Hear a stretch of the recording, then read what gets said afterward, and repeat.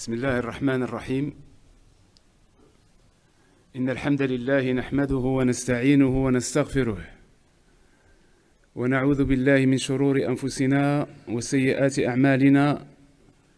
من يهده الله فلا مضل له ومن يضلل فلا هادي له، وأشهد أن لا إله إلا الله وحده لا شريك له، وأشهد أن محمدا عبده ورسوله. يا أيها الذين آمنوا اتقوا الله حق تقاته ولا تموتن إلا وأنتم مسلمون. يا أيها الناس اتقوا ربكم الذي خلقكم من نفس واحدة وخلق منها زوجها وبث منهما رجالا كثيرا ونساء، واتقوا الله الذي تساءلون به والأرحام إن الله كان عليكم رقيبا.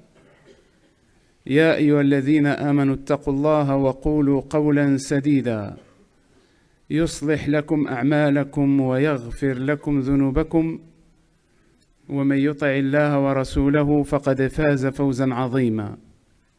أما بعد، فإن خير الكلام كلام الله تعالى، وأحسن الهدى هدى محمد صلى الله عليه وآله وسلم، وشر الأمور محدثاتها، وكل محدثة بدعة، وكل بدعة ضلالة، وكل ضلالة في النار. معاشر المستمعين والمستمعات، إن من الأمور التي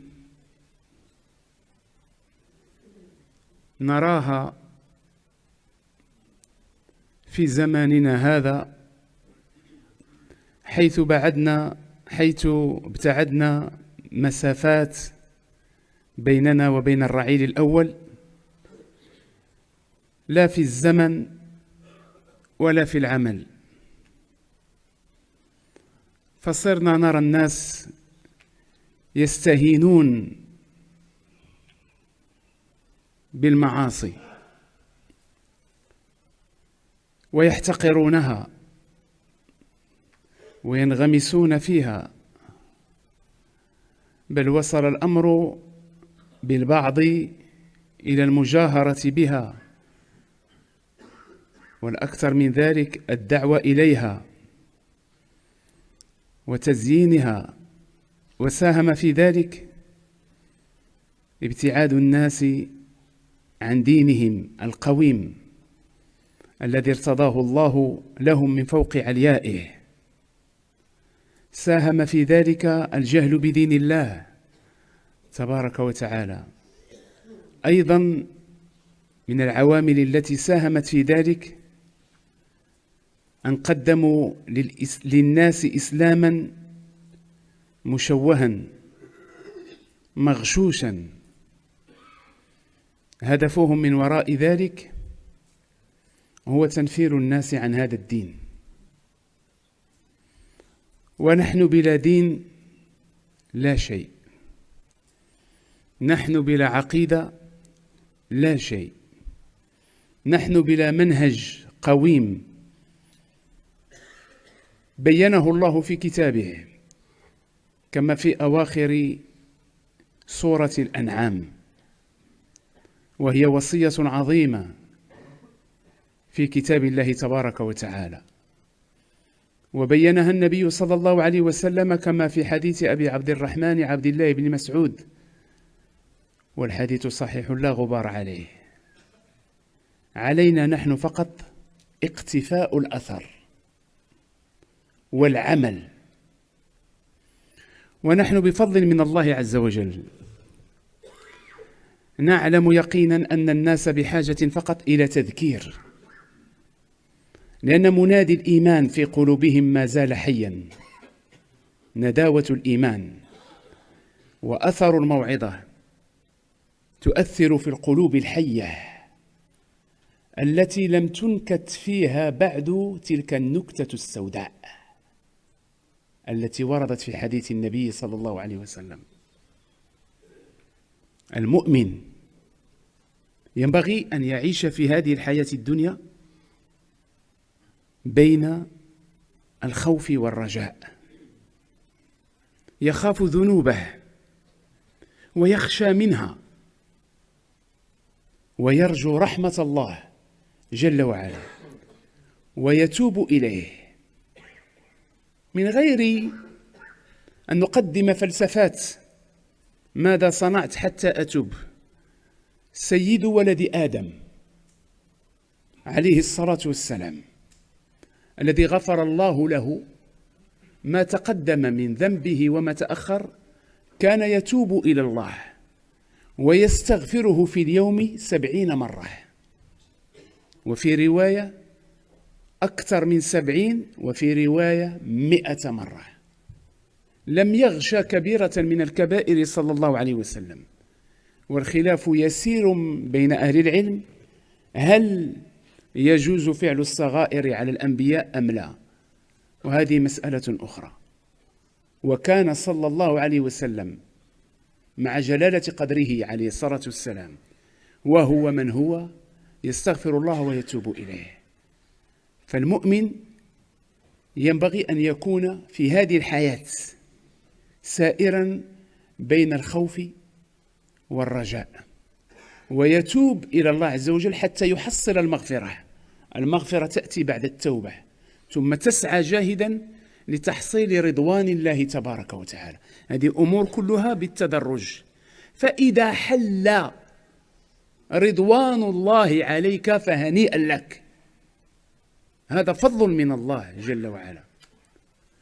وإذا رضي الله عنك وما دمت حيا فعليك أن تسأل ربك الثبات، لأن عدوك الذي طلب من الله الإنذار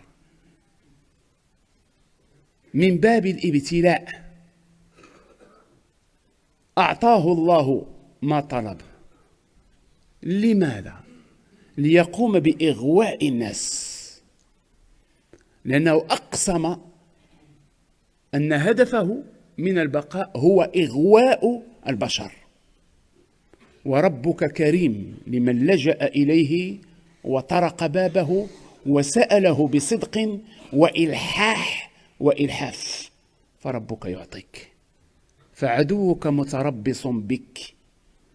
ولهذا النبي صلى الله عليه وسلم كما في حديث حفصة رضي الله تعالى عنها، كما في حديث أم سلمة رضي الله تعالى عنها، كان أكثر دعائه صلى الله عليه وسلم: يا مقلب القلوب ثبت قلبي على دينك.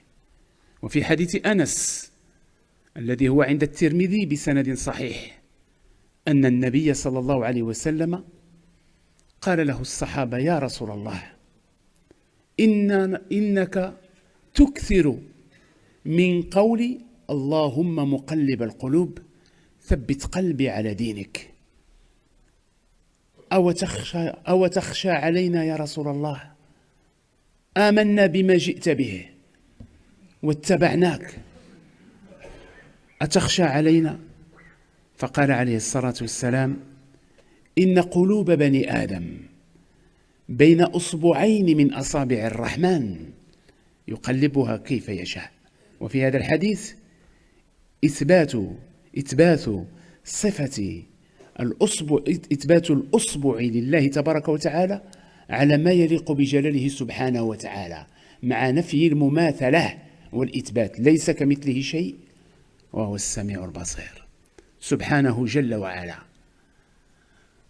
إذن تسأل ربك في طريقك إليه أن يثبتك حتى لا تزل القدم. نحن نعيش في زمان نجاهر فيه بالكبيرة ونفرح بها ونطمئن بها، قمة الغرور، بل قمة الكبر والاستكبار في الأرض.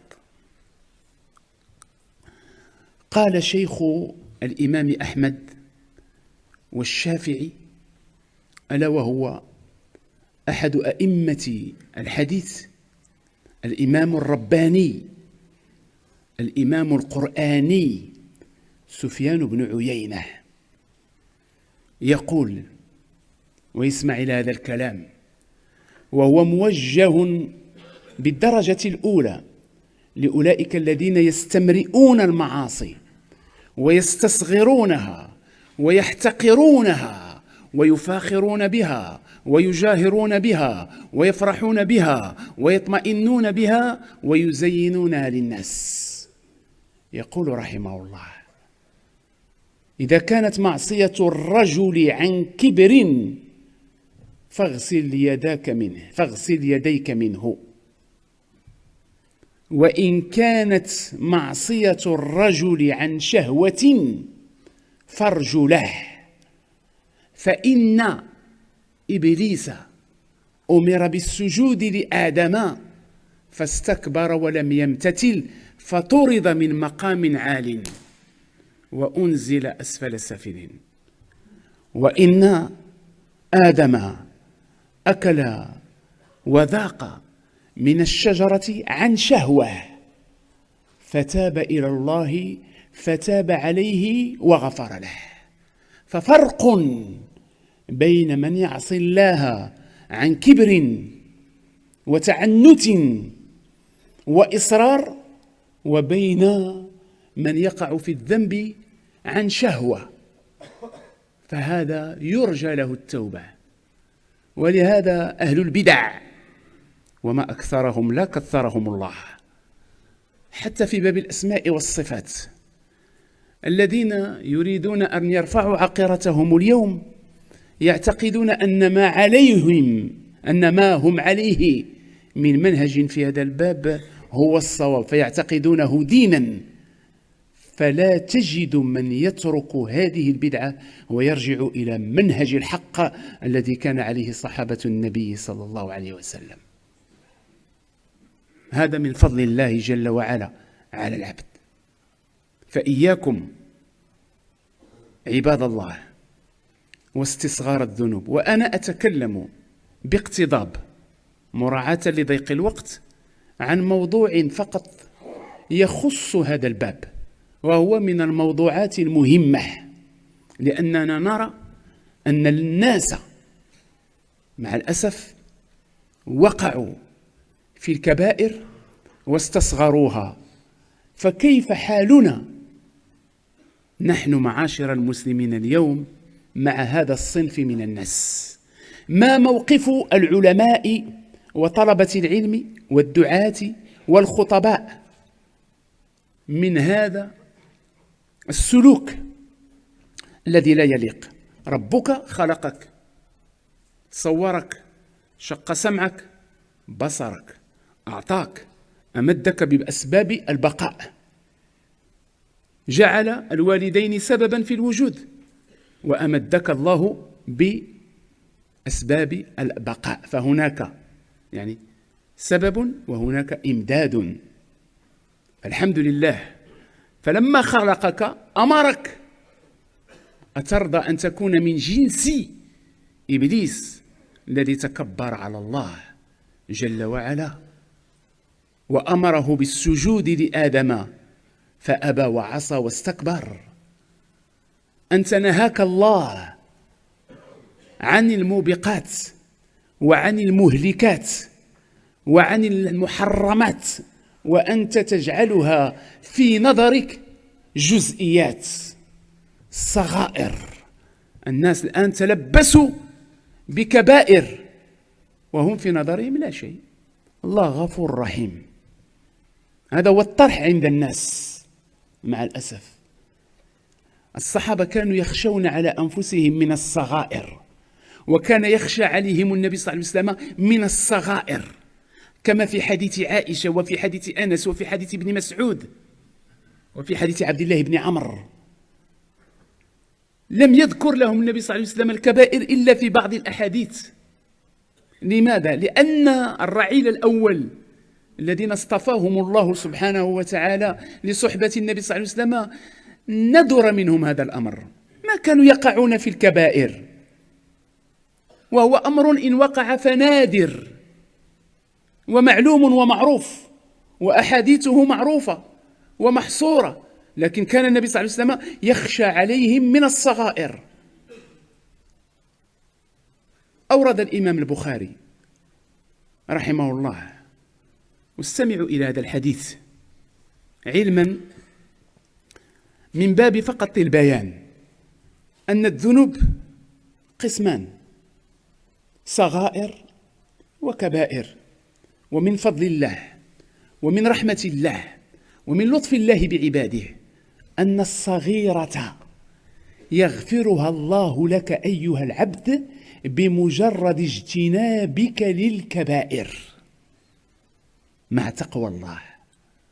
يقول الله عز وجل: إن تجتنبوا كبائر ما تنهون عنه نكفر عنكم سيئاتكم وندخلكم مدخلا كريما. إن تجتنبوا كبائر ما تنهون عنه نكفر عنكم سيئاتكم.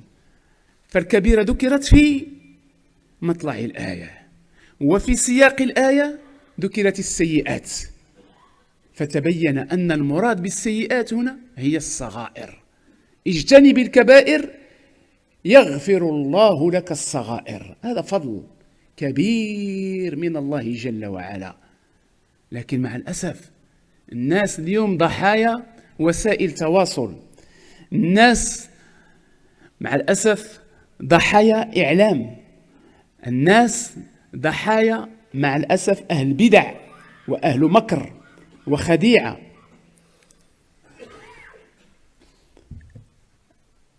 إبليس امتنع عن السجود لآدم، والذي أمره بذلك هو الله جل وعلا. وجد من أهل البدع الغلاة مع الأسف من يبرر لإبليس فعلته وعدم امتثاله لأمر ربه، وهذا أمر قد تستغربونه. هل تعلمون أنه وجد من أهل البدع من يرى أن فرعون ليس بكافر، أن فرعون ليس بكافر، وهو الذي قال أنا ربكم الأعلى، وهي طائفة موجودة في بلاد الشام تسمى بالكلتاوية. هل تعلمون أنه من أهل البدع من برر عدم السجود لآدم بعد أمر الله عز وجل لإبليس، وقالوا إن إبليس كان محقا في عدم سجوده لآدم، لأن السجود لآدم شرك، وإبليس قد حقق التوحيد ولو عصى ربه. هذا كلام يوجد. فإذا كان هذا الكلام قد انطلع على بعض من ينتسب للعلم وخصوصا من غلاة أهل التصوف، فكيف بمن يقدمون البدعة للناس اليوم والمعصية للناس والصغيرة للناس والكبيرة للناس، ويطمئنون البسطاء لا شيء عليكم ولا حرج في ذلك، وباب التوبة مفتوح، ولكن أنتم لازلتم في ريعان شبابكم. هذا الكلام معروف وهذا الكلام مستهلك. لكن انظروا إلى كلام عبد الله بن مسعود: موقف الرجال وخوفهم من اقتراف الصغائر وغشيانها. قال عبد الله بن مسعود كما أورد ذلك الإمام البخاري في صحيحه، وهذا أثر موقوف عن ابن مسعود، قال رضي الله تعالى عنه: إن المؤمن يرى ذنوبه كأنه قاعد تحت جبل يخاف أن يقع عليه، يوشك أن يقع عليه. هكذا المؤمن. الجبل إذا وقع على الناس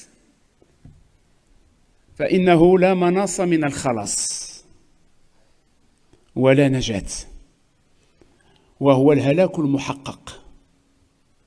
هكذا المؤمن يرى ذنوبه صغيرها وكبيرها كجبل عظيم شاهق يوشك أن يقع عليه، فبعد ذلك لا تسمع حسا ولا ركزا ولا تسمع أنينا. هذا حال المؤمن، يظل خائفا لأن الله نهاه، والله عز وجل يقول، وهذا يتعلق بأمر الآخرة كما في الحديث الصحيح وهي من وصاياه صلى الله عليه وسلم: اتق الله حيثما كنت. وحيثما كما يقول علماء اللغة من صيغ العموم حيث ما كنت. لا نتقي الله فقط في مكة أو في المدينة، لا نتقي الله فقط في بيت المقدس، لا نتقي الله فقط في المسجد، لا نتقي الله فقط في بعض الأماكن دون أخرى، فالله لا يخفى عليه شيء. ومن أراد أن يعصي الله عز وجل فعليه أن يستحي من الله. فلماذا تعصي ربك في أرضه؟ لماذا تعصي ربك في سلطانه؟ لماذا تعصي ربك وأنت تحت نظره وعينيه؟ لماذا؟ هل تستطيع أن تعصي ربك في أرض أخرى؟ لا توجد أرض غير الأرض التي خلقها الله. والله سبحانه وتعالى لما خلق هذه الأرض جعلها صالحة للإعمار، مهيئة لأن يسكنها البشر، ولا تفسدوا في الأرض بعد إصلاحها، بمعنى لا تعتوا في الأرض مفسدين. فالله خلقها مهيئة، لكن نحن معاشر البشر أفسدناها بالمعاصي وبالذنوب. السلف ما كانوا يفرقون بين الكبيرة والصغيرة، لأنهم يعتقدون أن الذي يعصى هو الله جل وعلا، فحياء من الله كانوا لا يعصون الله جل وعلا. ومن بدر منهم شيء، وإذا بدر منهم شيء بادروا إلى التوبة، وهذا من فضل الله عز وجل. الحمد لله، وهذا فضل من الله، هذا فضل من الله أنك تقع في الذنب وباب التوبة ما زال مفتوحا، مسيرته كما في الحديث الصحيح مسيرة 70 سنة، في رواية ما بين مصراعيه كما بين المشرق والمغرب، باب عظيم.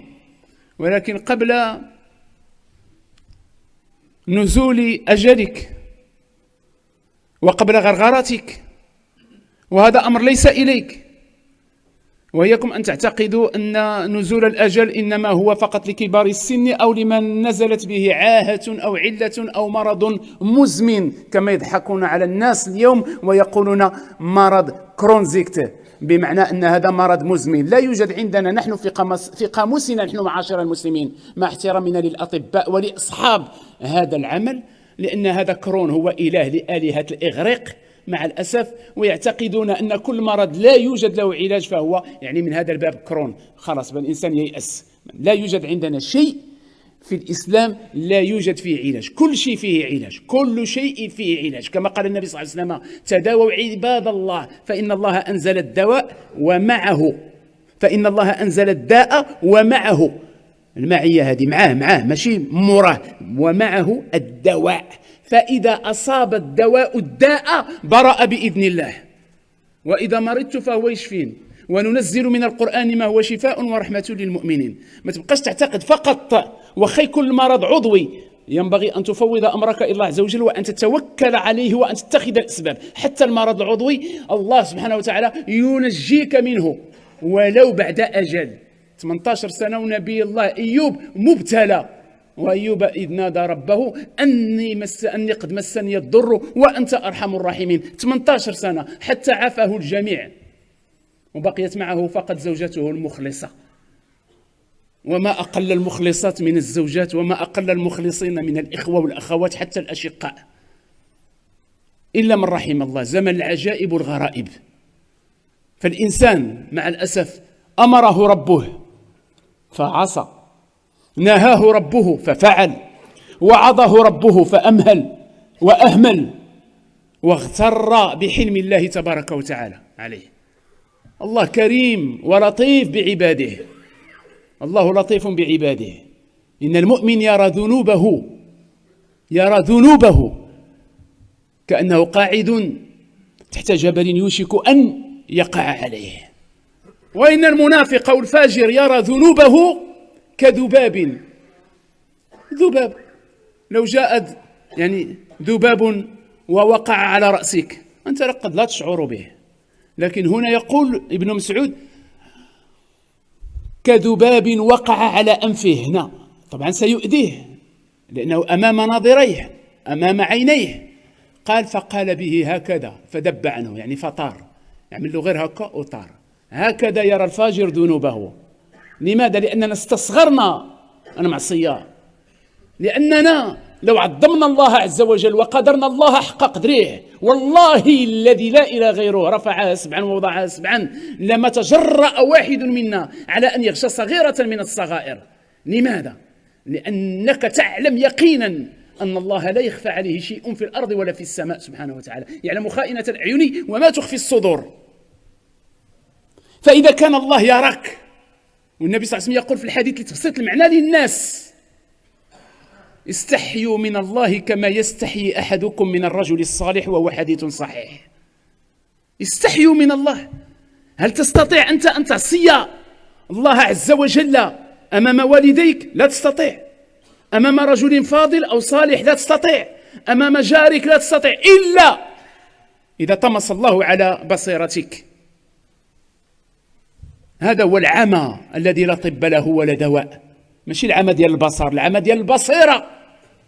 مع الأسف، من أنت حتى تعصي ربك جل وعلا وقد وهبك نعما تحيط بك؟ كل نعمة عندك الآن هي من الله، لا تستطيع أن تقول هي من كدي أو من اجتهادي. إياك أن تقول هذا. واقرأ قول الله عز وجل: إن قارون كان من قوم موسى فبغى عليهم وآتيناه من الكنوز ما إن مفاتحه لتنوء بالعصبة أولي القوة إذ قال له قومه لا تفرح إن الله لا يحب الفرحين. شنو قال؟ إنما أوتيته على علم عندي، بذكائي وبحرصي وباجتهادي. وكان عنده المفاتيح لمجموعة ديال الرجال، العصبة من الرجال 9 10 يهزوا غير مفتاح ديال خزينة وحدة. شنو عندك أنت؟ مفتاح في جيبك، شحال عندك؟ وتتباهى في مواقع التواصل الاجتماعي بالفئات الورقية الخضراء والبنفسجية من فئة 500. نعم، وكذا بأن هذه أموال طائلة. ماذا ستنفعك هذه الأموال؟ ما نفعت قارون لما نسي ربه جل وعلا واستكبر وطغى واصطف إلى جنب فرعون وهامان مع الأسف، والنتيجة خسف الله به الأرض. كل نعمة هي من الله. إياك ثم إياك أن تظن أن ما بك من نعمة هي من كدك واجتهادك. أبواك سببان في وجودك، أما ما أنت فيه من النعم من البداية وإلى النهاية من الله، من رب العزة والجلال. فلماذا تعصي ربك؟ لماذا تجاهر بالمعصية؟ لماذا تفتخر بها؟ لماذا تعلن بها؟ لماذا تنشرها عبر هذه الوسائل مع الأسف؟ لماذا؟ كم من آباء يكتوون بداخلهم وكأن نارا مستعرة تشتعل بداخلهم لما رأوا انحراف أولادهم ذكورا وإناثا، ولكن يشكون بثهم وحزنهم إلى الله، وهذا لا يعفيهم من السؤال بين يدي الله. أقول قولي هذا وأستغفر الله العظيم لي ولكم، فاستغفروه والغفور الرحيم.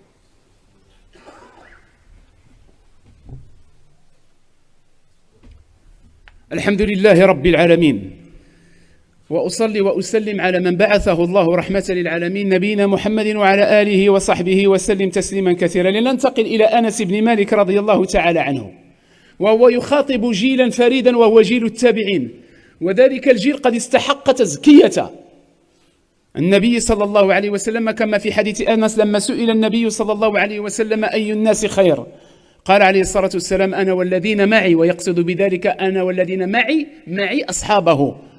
قيل: ثم من يا رسول الله؟ قال: والذين على الأثر ثم الذين على الأثر، أي التابعون وتابعوا التابعين. أنس بن مالك أطال الله في عمره، ودعا له النبي صلى الله عليه وسلم بالبركة، وبارك الله فيه وفي علمه وفي ماله وفي صحته وفي عمره. أنت لا تملك البركة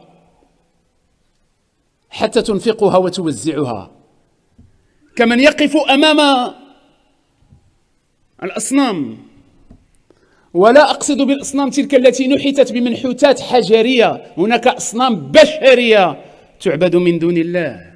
إذا أطعناهم فيما هو معصية لله ورسوله، وأعظم صنم يعبد اليوم هو صنم الهوى مع الأسف. والله عز وجل جعله إلها من الآلهة الباطلة. أفرأيت من اتخذ إلهه هواه أفأنت تكون عليه وكيلا. جيل فريد اختارهم الله سبحانه وتعالى، وهم الصحابة والتابعون تربوا على أيدي الصحابة المعين الصافي العذب الزلال. نحن اليوم نرفع أهل البدع فوق درجاتهم، وربما نصل بهم إلى حد التشبه بالروافض، وننزلهم منزلة العصمة. أنس بن مالك رضي الله تعالى عنه يوجه كلاما للتابعين يقول لهم: إنكم لتعملون أعمالا هي أدق في أعينكم من الشعر، كنا نعدها على عهد رسول الله صلى الله عليه وسلم من الموبقات. تتكلم على الصغائر، واجي تشوف دابا الكبائر والفوحان وفرحان اللي كيشري السيارة بالربا وكيتعالى بها على الناس، هذه ماشي كبيرة من الكبائر. ناهيك عن الاستكبار في الأرض والعتو في الأرض والطغيان في الأرض والبغي في الأرض والاستعلاء في الأرض واحتقار الآخرين، مع العلم وأنك اشتريتها بمال لم يبارك الله فيه. وكن على يقين كل من اقترف ما نهى الله عنه وزين له سوء عمله، فإذا أراد الله بهذا العبد خيرا وفقه لصحبة صالحة فنزع وتاب. وأما إن استمرأ الذنب واغتر بحلم الله فإذا أخذه الله لم يفلته. وأملي لهم إن كيدي متين. والآية الأخرى: ثم نستدرجهم من حيث لا يعلمون. أكتفي بهذا القدر، وأسأل الله العظيم رب العرش العظيم أن يجعلني وإياكم هداة مهتدين من الذين يستمعون القول فيتبعون أحسنه. اللهم ردنا إليك ردا جميلا، اللهم الطف بنا يا الله، اللهم استرنا بسترك يا ستير، اللهم ارحمنا الدنيا ورحمنا الآخرة ورحيمهما، ارحمنا برحمتك التي وسعت كل شيء يا الله. اللهم رب الناس أذهب البأس، اشفي أنت الشافي لا شفاء إلا شفاؤك. اللهم اشفينا شفاء لا يغادر سقما. اللهم اشف مرضانا ومرضى المسلمين. اللهم اشفنا من الأمراض البدنية ومن الأمراض والأهواء العقدية، وردنا إليك ردا جميلا، ووفقنا يا كريم للعمل الصالح، واستعملنا في طاعتك، وافتح علينا بابا من أبواب الخير نلقى الله عليه.